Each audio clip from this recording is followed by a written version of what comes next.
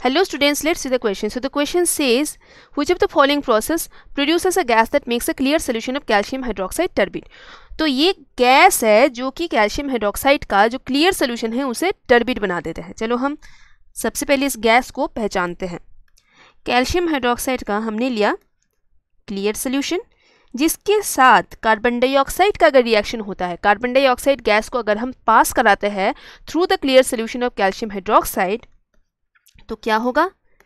Calcium carbonate produce होगा and water. तो ये जो कैल्शियम कार्बोनेट है this is insoluble in water और ये वाइट कलर का होता है। तो इनसोल्यूबल होने से क्या होगा? इसका प्रेसिपिटेट आएगा, लेकिन धीरे धीरे आएगा। उसके सबसे पहले आपको दिखेगा कि जो क्लियर सोल्यूशन हमने लिया था सिस्टम आखिर में टर्बिड हो गया या फिर मिल्कीनेस एपियर्स। ऑलराइट, तो आपको समझ में आ गया कि ये गैस कौन सा है? Carbon dioxide. तो कार्बन डाइऑक्साइड इन दिए गए प्रोसेस में से किस में प्रोड्यूस होता है, बस वही आपको देखना है यहाँ। तो चलो एक एक करके इस प्रोसेसेस को देख लेते हैं।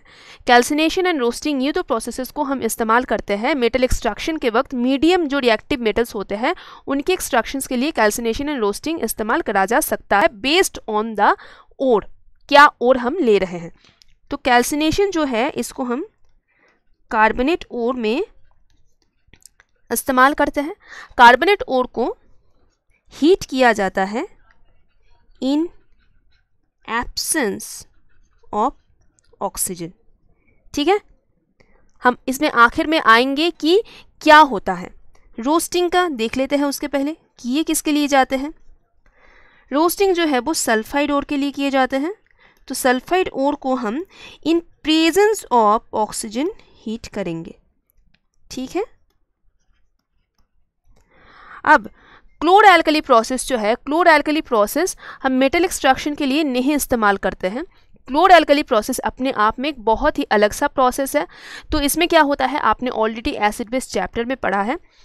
क्लोर एल्कली प्रोसेस में concentrated solution of sodium chloride is subjected to electrolysis.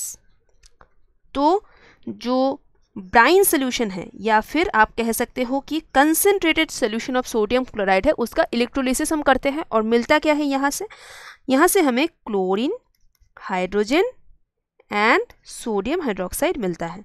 तो कहीं पे carbon dioxide is not being produced, discard कर सकते हैं इस प्रोसेस को। ऑलराइट, अब चलो रोस्टिंग में देख लेते हैं।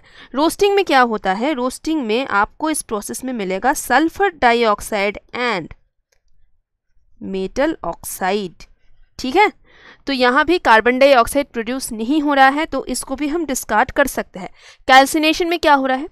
कैल्सिनेशन में आपको मिलेगा carbon dioxide and metal oxide. Alright, तो साफ साफ दिख रहा है कि कैल्सिनेशन इज द प्रोसेस जहाँ पे ये कार्बन डाइऑक्साइड प्रोड्यूस हो रहा है जो कि clear solution of calcium hydroxide को टर्बिड कर सकते हैं। ठीक है, so your answer is option A. I hope ये समझने में आपको कोई डिफिकल्टी नहीं है। Thank you so much.